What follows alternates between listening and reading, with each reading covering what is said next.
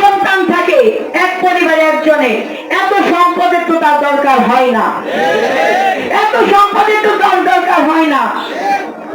তো এই সম্পদগুলো সবই দুর্নীতি করে হয়েছে।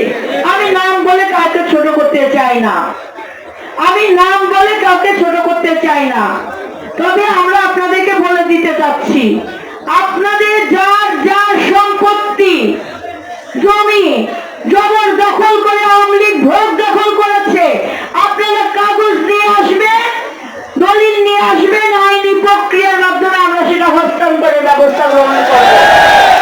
কাউকে কোনো ছাড় দেওয়া যাবে না। একইভাবে কেরানীগঞ্জে যত হাউজিং প্রজেক্ট হয়েছে, প্লট বিক্রি হয়েছে, যে প্লটের মালিকানা আপনারা বুঝে পান নাই, কিন্তু আপনার জমি দখল করে যারা অন্যের কাছে প্লট বিক্রি করছে, এই অভিযোগগুলো আপনারা আপনাদের কাগজপত্র সহ নিয়ে আসবেন। আগামী রোববার থেকে সোমবার থেকে আমি মির্জাপুর গ্রামে আমাদের বাড়িতে আমি সকাল 11টা থেকে বিকাল 5টা পর্যন্ত থাকবো, এবং এর মধ্যে আমাদের যে কটা বিএনপি কার্যালয় থাকবে সেগুলোতে আমরা থাকবো। আপনাদের যত অভিযোগ আছে আপনারা জমা দেবেন, কিন্তু আইন কেউ আপনাদের হাতে তুলে নেবেন না। আমরা আইনি প্রক্রিয়ার মাধ্যমে সকল সমস্যার সমাধান করব। আমরা জনগণের পাশে দাঁড়াবো, আমরা জনগণের ভিতরে আস্থা অর্জন করব যে এখানে বাবু গয়েশ্বরচন্দ্র রায় রাজনীতি করতে আসছে জনগণের সেবা দিতে, জনগণের অর্থ আত্মসাৎ করতে নয়, জনগণের সম্পদ আত্মসাৎ করতে নয়। এটা কেরানীগঞ্জের প্রত্যেকটা জনগণই জানে। তাই তো শেখ হাসিনা তার দুর্বৃত্তদেরকে নিয়ে দিনের ভোট রাতের আয়োজন করতে হয়। তাই তো শেখ হাসিনাকে 2024 সালে আগেই নির্ধারণ করে দিতে হয় কোন এলাকায় কাকে নির্বাচিত করা হয়েছে।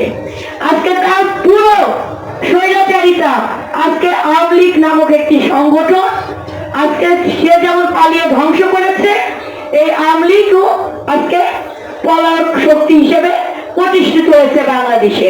তাই আপনারা এমন কোন অপকর্ম করবেন না যে অপকর্ম দায় বাংলাদেশ জাতীয়তাবাদী দল অর্থাৎ বিএনপি নিতে হয়। এমন কোনো কিছু করলে সেখানে কিন্তু বিন্দুমাত্র ছাড় দেওয়া হবে না। আমাদের নেতা দেশনায়ক জনাব তারেক রহমান তিনি বারবার করে বলেছেন, আপনারা জনগণের মন জয় করুন, জনগণের পাশে থাকে, জনগণের সেবক হয়ে জনগণকে পাহারা দেন। করে বলতে চাচ্ছি, তার আদর্শ শহীদ প্রেসিডেন্ট জিয়া রহমানের আদর্শ, দেশনেত্রী বেগম খালেদা জিয়ার আদর্শ, দেশনায়ক জনাব তারেক রহমানের আদর্শ, যেটা দুর্নীতি মুক্ত বাংলাদেশ, স্বৈরাচার মুক্ত বাংলাদেশ, সুশাসনের বাংলাদেশ আমরা গড়ব। আপনারা আমাদের পাশে থাকবেন, আপনারা আমাদের সহযোগিতা করবেন। আমরা মনে প্রাণে বিশ্বাস করি, আমরা সকলে ঐক্যবদ্ধ থেকে কেরানীগঞ্জের জনগণের জন্য যদি আমরা কিছু করতে পারি, সামাজিক কর্মকাণ্ড, জনগণের নিরাপত্তা যদি আমরা দিতে পারি, এই জনগণ যখন তার অধিকার প্রয়োগের সুযোগ পাবে, অর্থাৎ একটি নির্বাচনের মাধ্যমে যখন তার সাংবিধানিক অধিকার প্রয়োগের সুযোগ পাবে, জনগণ তখন তার জনগণের ভোটে, আপনার দাদা যদি এই এলাকায় নির্বাচন করে তিনি বিপুল ভোটে বিজয়ী হবে, যদি আমরা সততার সাথে জনগণের পাশে থাকি। আমাদের কোন বিএনপি নেতৃবৃন্দরা কি আপনাদের দোকানপাট দখল করতে গিয়েছে? আপনাদেরকে কেউ কি কোনো আতঙ্কের সৃষ্টি করেছে? আপনাদের কাছে কি কেউ কোনো চাঁদাবাজি করতে গিয়েছে? যাবে না, যাবে না। দলের প্রয়োজনে যদি কোনো সহযোগিতা লাগে আমরা নিজেরাই বলবো যে আপনারা আসুন আমাদের সহযোগিতা করুন। আপনারা মানুষের জন্য সহযোগিতার হাত বাড়িয়ে দিচ্ছেন না, এটা হচ্ছে সহযোগিতা, মানুষের পাশে দাঁড়ানো। সেটাই আমরা দাঁড়াবো। আমরা জনগণের টাকা জনগণের কল্যাণে খরচ করব, তাই নয় কি? আমাদের এমন কোন চিন্তা ভাবনা নাই বিএনপি নেতৃবৃন্দদের, এবং আপনার দাদারও সেই চিন্তা ভাবনা নাই, তার সেই আশঙ্কাও নাই যে কোন ইউনিয়নে গাড়িতে ঘুরবে এবং পাশে বসে আরেকজন বলবে ওই জমিটা আমার পছন্দ, ওইটা আমার লাগবে, ওই বাগানটা আমার পছন্দ, ওইটা আমার লাগবে। তারপরে বৈঠক হবে, ডাকো তাদের, চাপ সৃষ্টি করো, এটা করো সেটা করো, মামলা হবে, জমি লিখে দাও। এগুলো হয়েছে না কেরানীগঞ্জে? হয়েছে না কেরানীগঞ্জে? আমি পানগাঁও ঢুকেছি, আমি কাউটায় ঢুকেছি, আমি বিভিন্ন স্পটে ঢুকে আমি নিজে বেকুব হয়ে গেলাম যে একটা মানুষের স্বাভাবিক জীবনযাপন করতে যদি 10টাও সন্ধ্যা আপনারা শোক দিবসে একটা দোয়া করতে পারবে না, এটা কি ঘোষণা দেওয়া হয়েছে? কোন রাজনৈতিক দল দিয়েছে?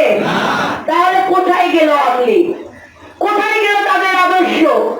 আদর্শ যদি ঠিক থাকতো এবং তাদের কর্মটা যদি ঠিক থাকতো তাহলে তো কেউ না কেউ দাঁড়াতো না? দাঁড়াবেন না।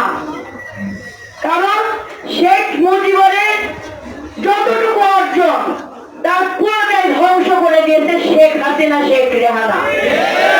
একনায়কতন্ত্র কায়েম করে ধ্বংস করে দিয়েছে, দেশ থেকে পালিয়ে গিয়েছে সাধারণ জনগণ এবং সকল অধিকার বঞ্চিত জনগণ, সকলে তাদের বাড়ি ঘরে আগুন দিয়েছে, কোন বিএনপি নেতৃবৃন্দরা না। কিন্তু এটা জনরোষের প্রতিফলন।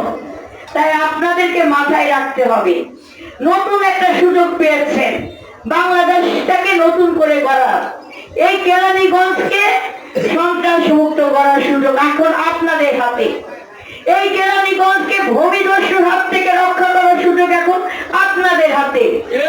এই কেরানীগঞ্জকে একটি আদর্শিক এবং বাসযোগ্য কেরানীগঞ্জ, নিরাপদ কেরানীগঞ্জ করার সুযোগ এখন আপনাদের হাতে। আমাদের যিনি নেতৃত্ব দিচ্ছেন কেরানীগঞ্জ সংশোধনী এলাকা ঢাকা 3, আমাদের নেতা বাবু গয়েশ্বরচন্দ্র রায়, তার সম্পর্কে, তার পরিবার সম্পর্কে, তার ইতিহাস সম্পর্কে আপনারা সকলে অবগত, এবং আপনাদের প্রত্যেকটা পাড়ায় পাড়ায়, ঘরে ঘরে প্রত্যেকটা মানুষের নাম আপনার দাদা জানে না? আপনার দাদার প্রতি আপনাদের আস্থা আছে না? আমরা যারা তার নেতৃত্বে কাজ করছি, আমরা যারা বিএনপি এবং অঙ্গ সংগঠনে নেতৃত্বে আছি, আমরা সব দেশ থেকে পালিয়ে গিয়েছে। আজকে কত তারিখ? আজকে 31 তারিখ। এই যে 5 আগস্ট থেকে 31 তারিখ, কতদিন হলো?